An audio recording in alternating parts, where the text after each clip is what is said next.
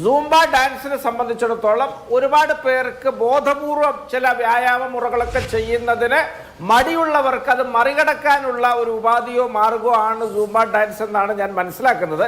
പക്ഷേ ആ സൂംബ ഡാൻസിനെ കുറിച്ച് ഗൗരവതരമായ എന്തെങ്കിലുമൊക്കെ അഭിപ്രായങ്ങൾ, വിയോജിപ്പുകൾ ആരെങ്കിലുമൊക്കെ പ്രകടിപ്പിക്കുമ്പോൾ ഉടൻ തന്നെ അവരെ ഏതെങ്കിലും ഒരു മാർജിനകത്ത് ഉൾക്കൊള്ളിക്കാൻ ശ്രമിക്കാതെ അവരെ ശ്രമിക്കുകയും അവരുടെ ന്യായമായ കാര്യങ്ങൾക്ക് പരിഹാരം ഉണ്ടാക്കുകയും ചെയ്യാനുള്ള ബാധ്യത സർക്കാരിനുണ്ട്. എന്തുകൊണ്ട് അത് ചെയ്യാതിരിക്കണം?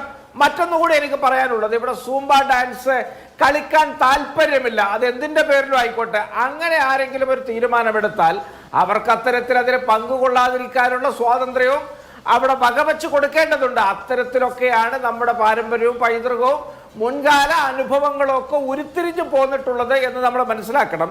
എന്നെ സംബന്ധിച്ചിടത്തോളം സൂംബ ഡാൻസ് അത് ഒരുപാട് ഗുണപരമായ മാറ്റങ്ങൾ കുട്ടികളുടെ ഇടയിൽ വരുത്തുമെന്ന സർക്കാരിൻ്റെ ശുഭപ്രതീക്ഷ, അത് വിജയിക്കട്ടെ എന്ന് ആഗ്രഹിക്കുന്നയാളാണ്. അതോടൊപ്പം അതുമായി ബന്ധപ്പെട്ട് പലതരത്തിലുള്ള വിഷയങ്ങളിലേക്ക് പടർന്നു കയറുന്ന കാലികമായ സുപ്രധാന കാര്യങ്ങൾ ഉന്നയിച്ചുകൊണ്ട് ആരെങ്കിലും സംശയം പ്രകടിപ്പിക്കുകയാണെങ്കിൽ, ആശങ്കകൾ ഇവിടെ ഉയർത്തുകയാണെങ്കിൽ അവരുമായിട്ട് ചർച്ച ചെയ്യാനും ആശങ്കകൾ ദൂരീകരിക്കാനുമുള്ള ബാധ്യത കേരള സർക്കാരിനുണ്ട്, ബന്ധപ്പെട്ട വിദ്യാഭ്യാസ അധികൃതർക്കുണ്ട്.